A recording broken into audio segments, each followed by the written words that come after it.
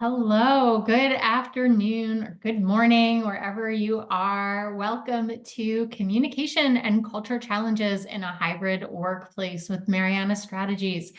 We are here today sharing data and insights on building a better hybrid workplace in this call today. We will be here for about 45 minutes. This webinar is being recorded. We will share it out afterwards. This is part of our 2024 series. I'd love to tell you a little bit about who I am and who I'm here with today. My name is Audrey Ruffet. My pronouns are she and hers. I'm the CEO and founder of Mariana Strategies, a workplace culture consulting firm with offices in Washington, D.C. and Chicago and in Raleigh, North Carolina.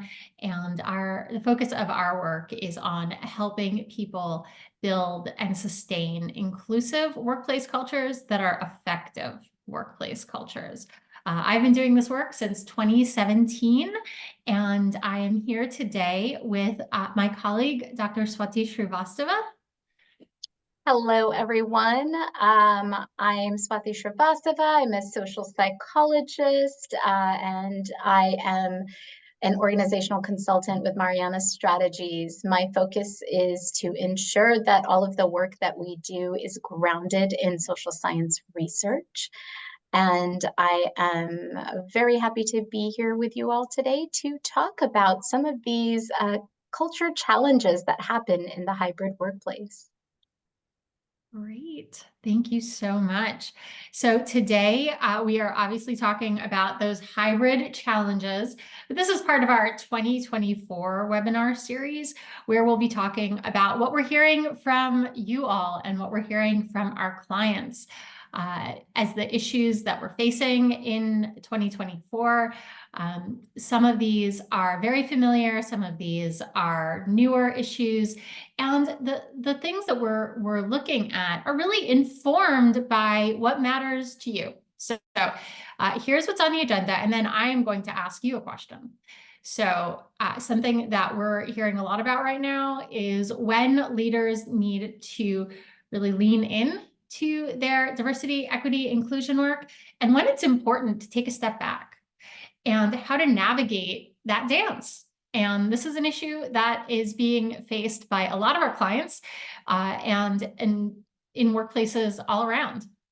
Another issue that we're definitely seeing and will come up in the fall for us is when DEI plus is a 4-letter word. You've all seen it. You know that there is pushback against this concept of DEI.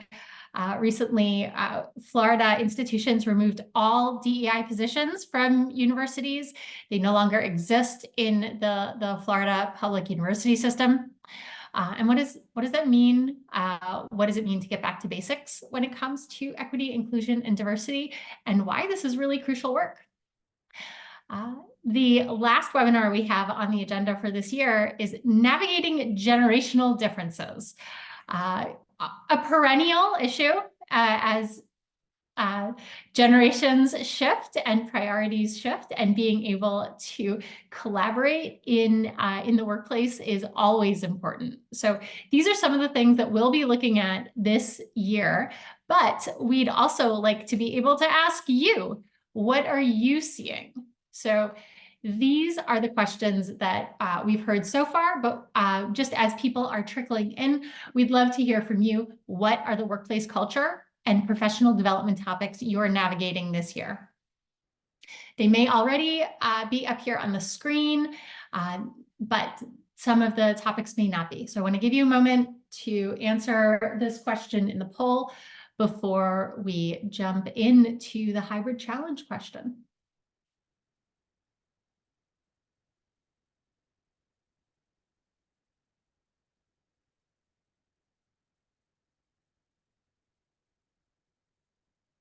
And let us know if you have any difficulties answering this using the poll here in Zoom. Looks like it's working for folks. I'll make sure you have a moment to do this. Okay. And I want to leave that open Especially as we discussed today, there may be things that come up for you that you want to be able to answer. So let me just tell you briefly about the work that we do, and then we're going to talk about some of the data. So you're here today with Mariana Strategies, and our focus is on building inclusive, equitable, and diverse workplaces. Some of our areas include employee surveys on DEI plus issues. That includes everything from things related to inclusion and exclusion in the workplace, demographic details, really level setting so that organizations can address the issues that they're seeing in the workplace. Workplace culture support. This includes setting priorities after hearing from people to identify what the issues are that need to be tackled. And then finally, skills building and professional development, and everything from the kinds of workshops that are skills building focused to coaching and additional support. And we've been doing this work for the last 7 years. Our areas include working with everything from restaurants to the Pentagon. So this work is something that we do as a labor of love. So what we are here today to talk about and hybrid workplace challenges is one piece of that. It really fits into these questions related to diversity, equity, inclusion, and more. How do we build a workplace that is responsive to the challenges of the day? So that's our topic. What we want to be able to do is identify these components, everything from physical space needs to the technology. And we're not talking about the technology directly today. But we are talking about some of these issues related to managing people and managing relationships differently. This is about 4 years and a week away from when we went into lockdown in the United States. And we're still facing some of the same challenges, and some of these challenges are new. We are going to start by looking at what the data says about the benefits of hybrid and the challenges of hybrid. I'm going to turn it over to our in-house expert on surveys and data and research, and that is Dr. Srivastava. And she'll be talking about a poll that Gallup did in late 2022, asking 8,000 remote-capable employees about the advantages and the challenges of hybrid work and what they found. Swati? Thanks, Audrey. So when these employees were asked about the positive impacts to their work, they reported that hybrid work has offered them improved work-life balance, time efficiency, and control over how and where they work. It's allowed employees to work in ways that are most effective for them, which has resulted in personal well-being, burnout mitigation, and increased work productivity. And what's more, the same advantages and disadvantages of hybrid arrangements were reported by individual contributors, managers, and senior leaders alike. And what that signifies is that there is much more common ground in organizations than had been previously expected. So now, given how many folks found these benefits, we'd be remiss if we did not look at the disadvantages. And hybrid work has been reported to pose some challenges by some respondents, including the need for the right tools to be effective at home, feeling less connected to the organizational culture, and impaired collaboration and relationships. And all of this should seem familiar, right? We've been doing this hybrid work for quite some time now. So how do we think about these challenges? What these tell us is that hybrid work really requires better coordination of resources, both at home and on site. And while fully remote environments might pose greater challenges for developing connection to your company culture, hybrid work does still present some difficulties because there are intermittent interactions, and that can create a disconnect.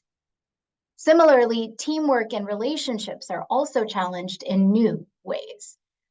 In-person work allows us the opportunity for meaningful time together, but then having to coordinate and schedule and lead fully remote or even hybrid meetings can be distracting. Still, it is worth noting that these top challenges were far less reported than the benefits, indicating that the top advantages of hybrid work substantially outweigh the challenges. So as we start to think about how to leverage the benefits and address these challenges, the insights about how employees are spending and valuing their time at home versus their time in the office really becomes key. So when they were asked about this, respondents noted that they prioritize in the workplace, they prioritize collaborating with colleagues, connecting with their manager, and utilizing location-specific technology. So as such, organizations should encourage a more intentional use of time when in the workplace, including those collaborative tasks. Forcing everyone to come into the office to take Zoom calls from their individual offices and do independent work, it's just not a productive use of time. And similarly, these same hybrid workers reported that at home, they prioritize those independent work tasks so that they don't have the distractions that are there in the office. So organizations need to focus on building trust and psychological safety that allows at-home hybrid workers to do their work, but still receive adequate feedback and recognition and development from their managers. So let's talk a little bit now about what some of those best practices can look like. Thank you for sharing that. And one piece I want to come back to in case folks didn't notice it was something that you said about the challenges of hybrid work versus the advantages of hybrid work and the percentage responding to these topics. You can see here up on the screen, the top complaint here is less access to work resources and equipment at 35% of respondents mentioning.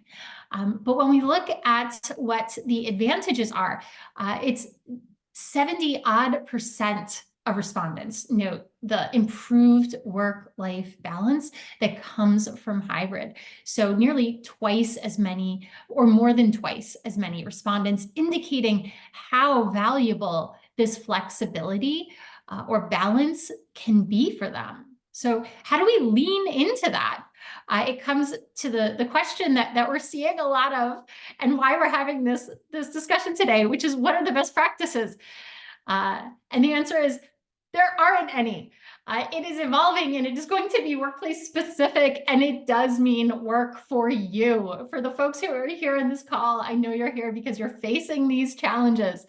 So what can we do about them? In March of 2020, remote work was necessary, and it meant taking the hardware from the office and working out of a space that was safe and making do. And 4 years into this new reality, it's going to be different. A collaboration strategy, communication strategy will be intentional. And we're going to talk about a series of a la carte recommendations, really about the culture and the hybrid workplace. So you can take what you need, leave what you don't need, and build strategies that will work for you and your teams. So let's talk about what we've identified from the research as the keys to hybrid work, right? So if the art of hybrid comes down to these things, right? Leaning into those advantages, the thing that people really find helpful about the hybrid workplace, right? And then quickly addressing those challenges. And being intentional about how time is spent on site versus at home. And that was something that Swati mentioned a little bit ago. And we're going to talk about that in terms of leveraging the return on commute. That is something that comes up quite a bit. And so let's take a look at what that third point is, leveraging the return on commute. And I'm going to point to some research that was published in the MIT Sloan Management review by Jonathan Trevor and Matthias Holweig around different categories of work, right? If I'm going to schlep into an office, it should be worth my commuting time and effort. And identifying what work can be effectively done in what location, the two researchers identified these four categories, right? So when we're looking at the individual procedural tasks, if we're looking about entering data, they talked about processing data, processing claims, work that can be done without interacting with others. That work can be done remotely. And the only question then is supervision. And I put an asterisk next to that because all of hybrid work looks at the outputs that come out of our work rather than being able to observe the inputs. If you're not there with your team and you can't observe what they're doing, then really relying on outcomes and outputs is a big part of hybrid, right? So supervision can be more difficult for individual procedural tasks, but is valuably done remotely. And then there's the focused creative tasks, right? Let's say it's design work, it's writing code, drafting a brief, right? If it doesn't require teamwork, if it's easily supported by technology on your laptop, then these are the easiest to transition to virtual work, right? So that's another piece that can be valuably done at home. And then there's the more complex, the coordinated group tasks. Let's say it's routine project work, regular review meetings. If it's information sharing kind of unidirectionally, that can be standardized. It still requires human interaction, and it can be done with the right communication technology. But that is very intentionally done. It can allow for a hybrid environment. And finally, here's the item with the greatest return on commute, the collaborative creative tasks, right? These are the things that are probably giving you the biggest planning headaches, right?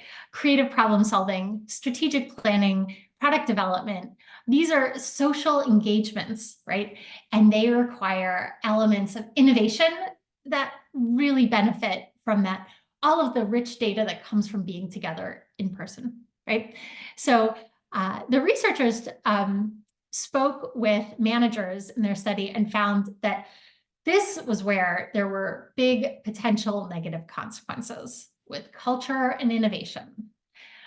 This is the big challenge. And if you were to focus on one thing in your hybrid strategy, identifying how the collaborative creative tasks that you require to get done in a hybrid environment, if it's bringing people in and justifying that return on commute in this manner, that's a really good use of your time and energy.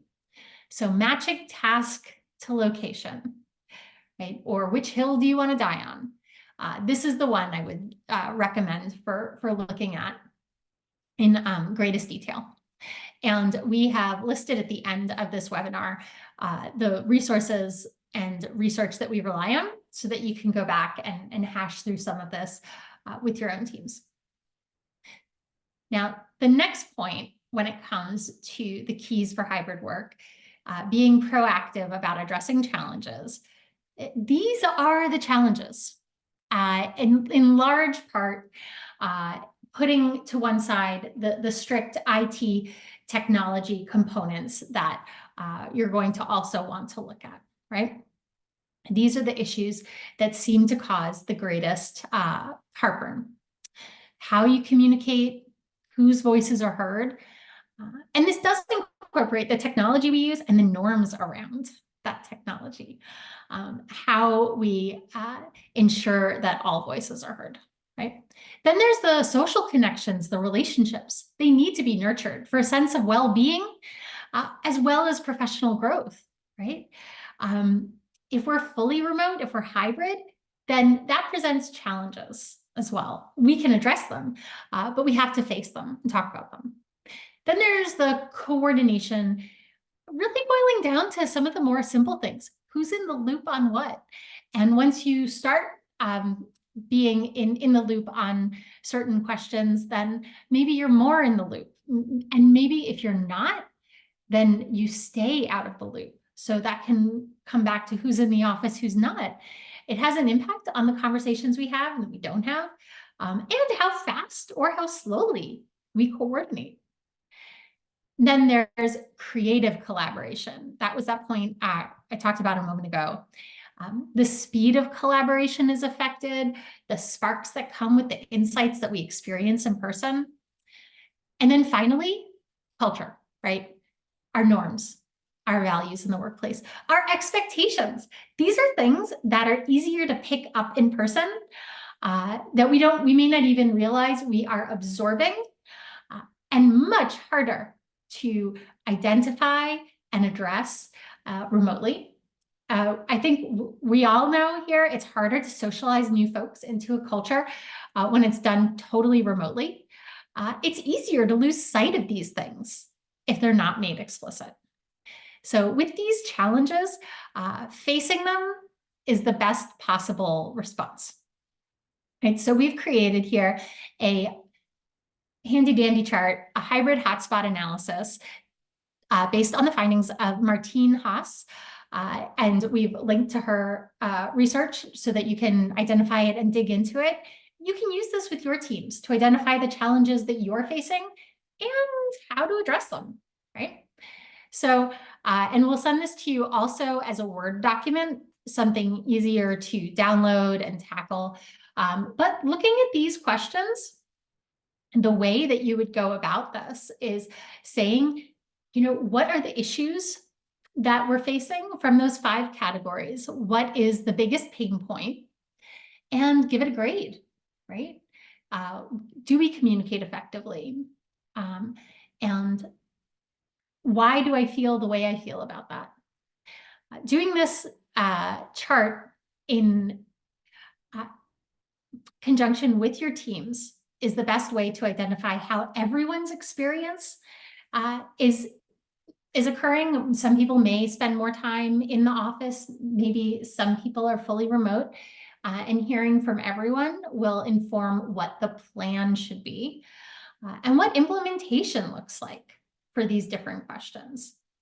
Swati, based on what you saw from the Gallup data, what do you think is the most important factor here if you were to pull one out, or one that's the biggest headache? I would say really this idea of the norms, values, and expectations. And why I would choose that one is because it's kind of the underlying issue to all of the other factors listed here. Mm-hmm. If communication, collaboration, and relationship building is problematic, what is the expectation for employees and for managers in order to alleviate some of those challenges? And that's why what I would say here, on top of everything else, this chart will be most beneficial if it's used not once, but repeatedly. Because if we want to try to continuously learn and continuously listen to the staff to see what the challenges are and where the improvements are, asking this question again and again in teams, maybe not monthly, but maybe say every few months, not only solidifies that this is a valuable piece of data that the organization is looking at, but it also helps you track then, what is working and what's not working. I appreciate that. Thank you for sharing that and bringing it back to the core issue. We have included for folks kind of how you would approach that in terms of next steps, how to implement an analysis. So thinking about what that assessment component looks like, ensuring people feel comfortable to share their experiences, and then coming together, really setting aside time to address what the issues are that teams are facing. The way that you might approach it is identifying the biggest issue first, right? So which component got the worst grade, right? And from there, thinking about what the underlying issues are for that. And then repeating that with the other items until you've really identified what all the big challenges are, and then have a plan to address it. So think about how you want to tackle that problem, naming the potential barriers to implementation, how you plan to overcome them, and then implementation. What does effectiveness look like? And then reevaluation, just like Swati mentioned there. So we will be able to share that out both in this form and then as the Word document version that you can share with teams. But I'd really love to hear from folks about what they're facing, what you're facing, and how it either fits into this analysis or it doesn't. So let's take a pause here and see what folks are coming up with.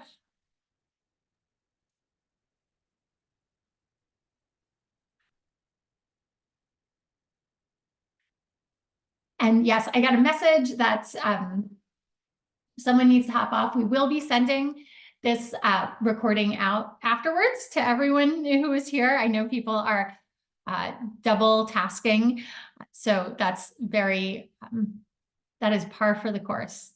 Let me pull this slide deck down and just start here and see what questions there are about hybrid, about what you're facing.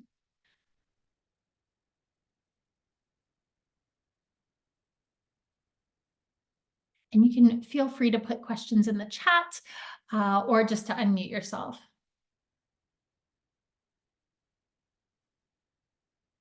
Otherwise, we could use the poll results as a starting place. Mm-hmm. Pull this up.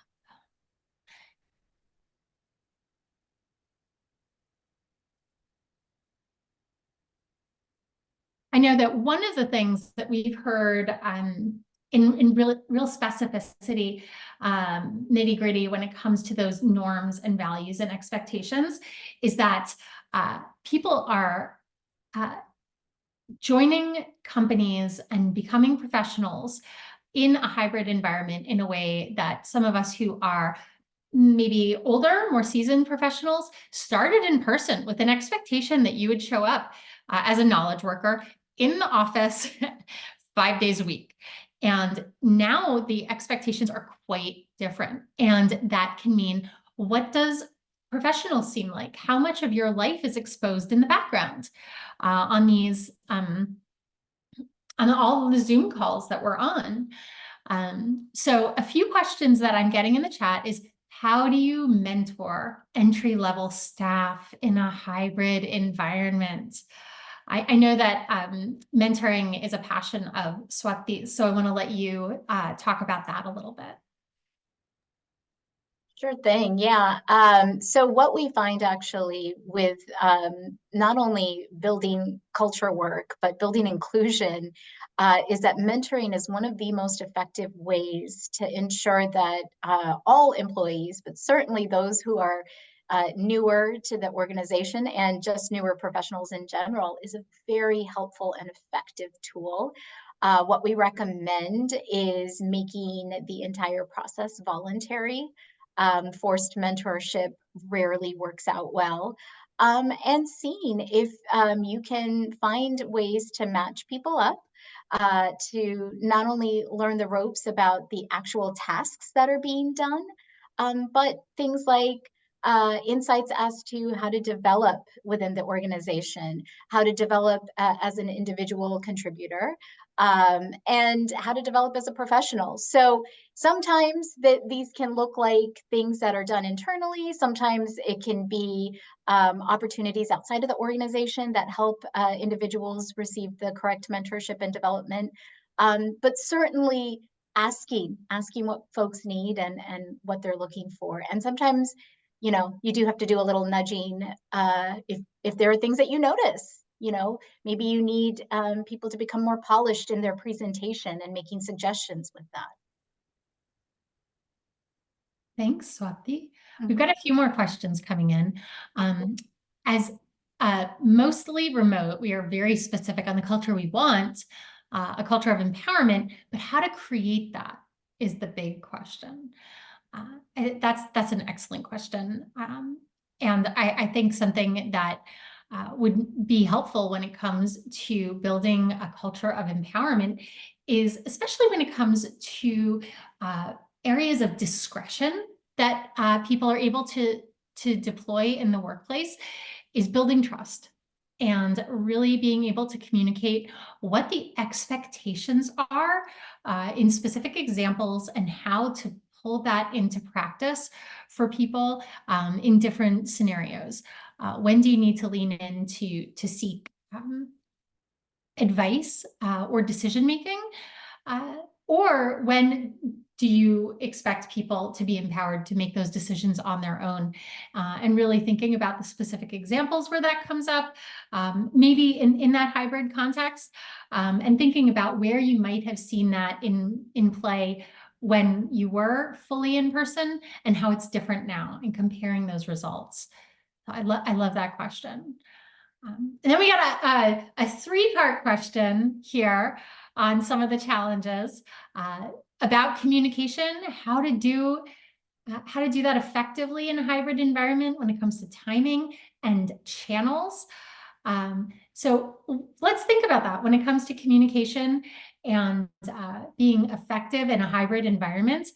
Something that can be very valuable is just knowing how your team likes to communicate, how people like to communicate. I know I feel very strongly, I don't like texting with team members unless it's, we're in airports and we're trying to connect with each other. There was a really interesting Wall Street Journal article, this was a while ago, about people using their phones and accidentally typing "love you." I don't need that kind of stress in my work life. I like to communicate via Teams or Slack or email. But what I'm going to share with you is I'm going to pull up a chart that lets people identify what their communication preferences are, their timing preferences. For instance, lots of caregivers say, I am not available between the hours of 4 and 7 p.m., but ping me afterwards, right? Don't expect a response from me during that time. But having teams really articulate at a very granular level what communication needs there are, and then doing it team by team. I love this question about new hires and keeping them engaged, feeling a part of the culture. Audrey, before you move to that second question, and I know you've said it, I just want to re-emphasize it. This concept of being very explicit with those expectations about communication, I think ends up being most important. There are people who like to work well into the night and people who, are online at 5 a.m.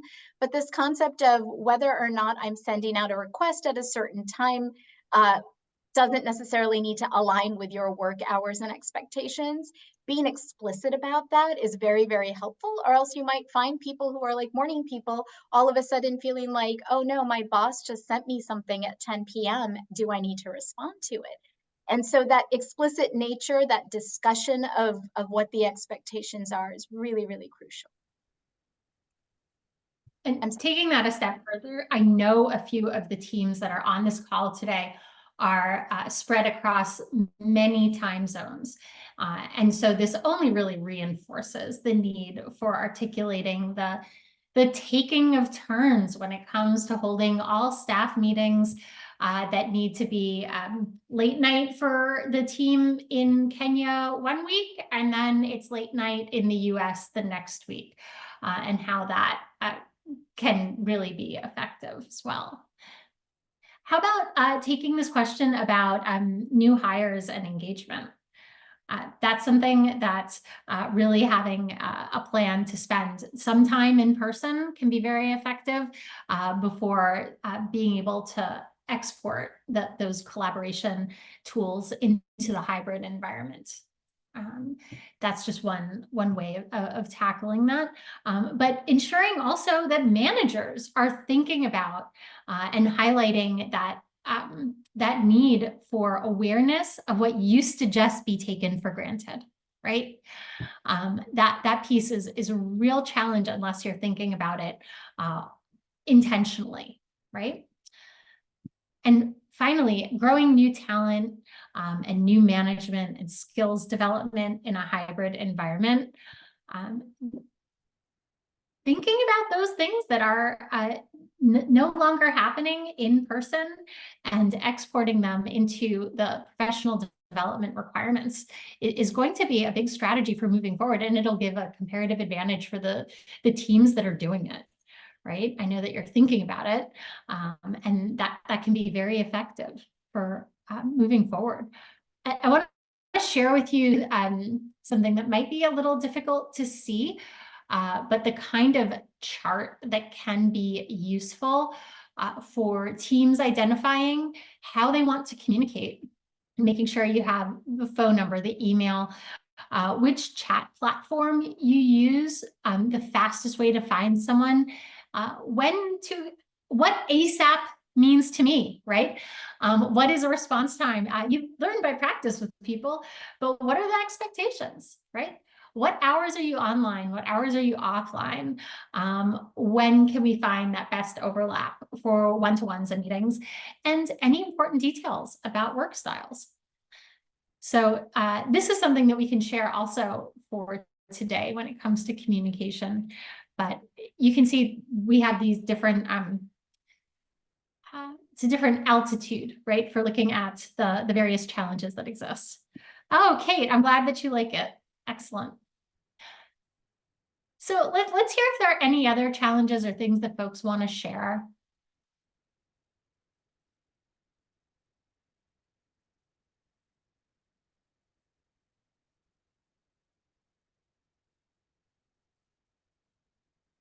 Some of the things that we'll be able to come back to is obviously reaching out to us when you have questions. These are the research and the readings that we have relied on for our discussion points today. And we think that they're really helpful, easily accessible online, all of this data, and just, thinking about how, coming back to this point, I think this, as Swati mentioned, of the hybrid hotspots, the one where it all boils down to are those norms and values and expectations. And for those of the seasoned professionals who've been in the work for quite a while, one last recommendation I have is making the implicit explicit.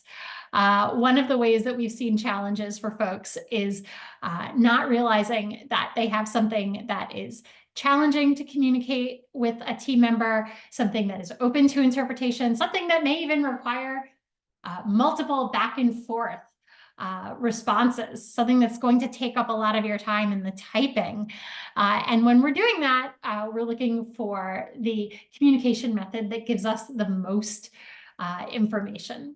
And sometimes we take for granted what is missing in communication when we are sending that communication by text or Teams or email. So just a last tip that we have found to be helpful. And always feel free to come to us with your questions. We love to hear from you. It is great to know what you're tackling, and then if we can help, that's really important to us. So being able to do that means a lot. Of course, we're happy to stay on and talk about the kinds of things that you're facing. I'm going to share out the results, the things that you're seeing among your different teams. We saw a few different questions answered here when it comes to the workplace issues that you're facing in 2024. And let me see what yeah. As you're pulling that up, Audrey, there was a question in the chat about resources or trainings on the topic of equitable meetings, remote, hybrid, and in person. And absolutely, we have resources. We do talk about this a lot during our workshops on communication styles, on building norms to ensure that meetings run equitably, depending on how people like to share, whether or not people are quieter, louder, whether they think before they speak, or and by the time they've come up with what to say, the meeting's moved on. So we talk about building norms to ensure that people are able to participate in a way that works for them, regardless of where the participation is happening. Thanks for flagging that. And we'll be able to send that to you afterwards. There's some specific items we have on making meetings more equitable. Great question. So what I'm sharing out with you now are a few questions on today's discussion, and we'll be able to send a copy of this webinar to you afterwards. So thank you all for your participation today, for spending your lunch hour with us. Swati, any last comments, things you want to share? No, just that I hope this was useful for folks. I'm pretty sure it resonates with everybody. It's a lot to think about, and we're here for questions. Wonderful. Thanks, everyone. I'm going to stop the recording now.